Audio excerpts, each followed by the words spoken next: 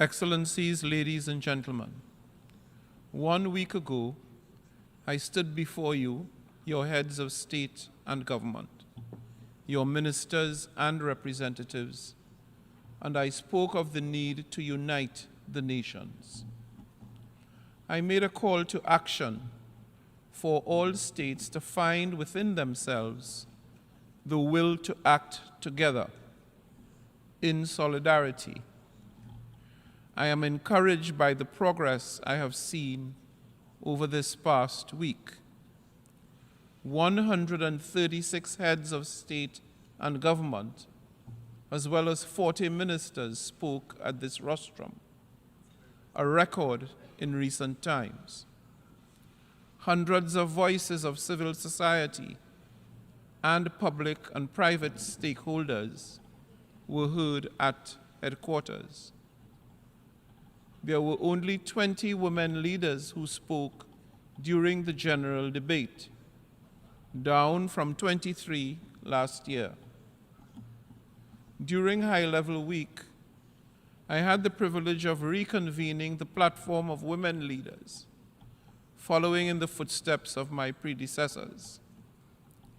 I spoke to many leaders of the need to recognize that women's voices, aspirations, and rights matter at every level, from the grassroots to the global stage. And it begins with investing in education, particularly for girls. Let us be resolute in our commitment to inclusivity and to ensure that no woman, no man, indeed no one, is ever left behind. Excellencies, the General Assembly held 7 high-level meetings, and we delivered no less than 4 major political declarations covering universal health care, work to end tuberculosis, pandemic prevention and preparedness and response, and the need to urgently and ambitiously scale up sustainable development progress. The last mentioned declaration, a result of the SDG Summit, is a particularly remarkable win. It is recognition of the promise we made in 2015 to drive sustainable development, as well as a commitment to push harder and close the gaps. This speaks to the continued relevance of the General Assembly and the commitment by the United Nations to deliver peace, prosperity, progress, and sustainability to the peoples of our world. These developments are a welcome reminder that the United Nations remains focused on the collective challenges of our time. But declarations in and of themselves are not enough. We need to maintain this momentum and to build on it with concrete, tangible actions. On this point, I commend the member states for their active involvement in the high-level dialogue on financing for development, as well as discussions around the urgent need for reform of the international financial architecture. We cannot rest until there is accessibility, equity, and justice in development finance. This is the key to accelerating progress on the SDGs. Excellencies, of the topics raised during the High-Level Week, few were as frequent, consistent, or as charged as that of the Ukraine war. The international community is clear that political independence, sovereignty, and territorial integrity must be respected and violence must end. These are calls grounded in the UN Charter. That this war is being perpetrated by a permanent member of the Security Council is unconscionable. That it has rekindled decades-old fear of the use of nuclear weapons is unthinkable.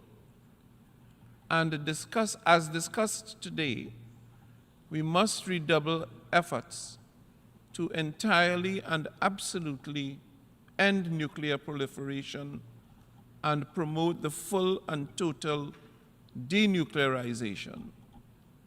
Calls to also give undivided attention to other raging conflicts across the globe, from Africa to the Middle East, as well as the deteriorating situation in Haiti, were also echoed loud and clear.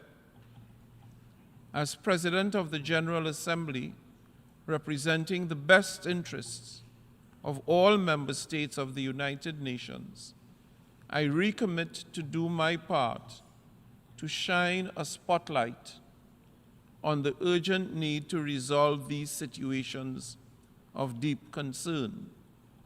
In that regard, as President of the General Assembly, I will make myself available if any nation or leader desires my assistance in facilitating a peace and friendship dialogue between any nations or groups in conflict. Be assured that I am at your service. Excellencies, one call resonated across the General Assembly Hall this week. Our planet is under siege, with the intensifying effects of climate change becoming increasingly evident. We see this in the extreme weather events, rising sea levels, pollution and biodiversity loss that are becoming more prevalent and more destructive by the day. Embracing climate actions means safeguarding the Earth's natural resources, preserving biodiversity, and ensuring equitable access to clean air and water for all. It means looking closely at our own carbon footprints. It means assisting vulnerable communities in building resilience. It means moving beyond GDP to a metric that captures a country's true vulnerability to shocks. Tackling these questions is a moral imperative, a scientific imperative, and a social imperative. I urge the member states to approach the COP28 climate conference in a spirit of unity and solidarity and deliver a transformative, bold plan of action. And I welcome the recent summit of the Pacific Island leaders with President Biden, which builds on recent high-level events I co-hosted on climate mobility and sea level rise. The United Nations must, as a matter of principle and of responsibility, safeguard the inalienability of the affected country's sovereignty and statehood amidst the climate crisis. This challenge cannot rest solely on the shoulders of frontline communities. Excellencies, whether on climate or on conflict, poverty or justice, or peace, or strong institutions, these are not just global calls. They are existential calls, calls measured in lives lost, homes destroyed, rights violated, inequalities persisted, and accesses denied. All these challenges demand that we reach further, that we engage fully in preparations for the summit of the future, and define the future of international cooperation amid multidimensional risks. That we focus our energies towards creating a world that grows sustainably for the people and planet, and that gives every child an equal chance at success. We hear so often that the clock is ticking.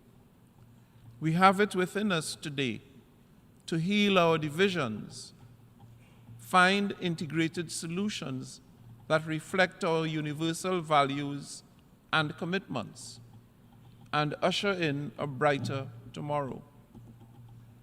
I am confident that we can, together, as one United Nations, as we come to the end of this high-level week and the general debate, let us reach out further.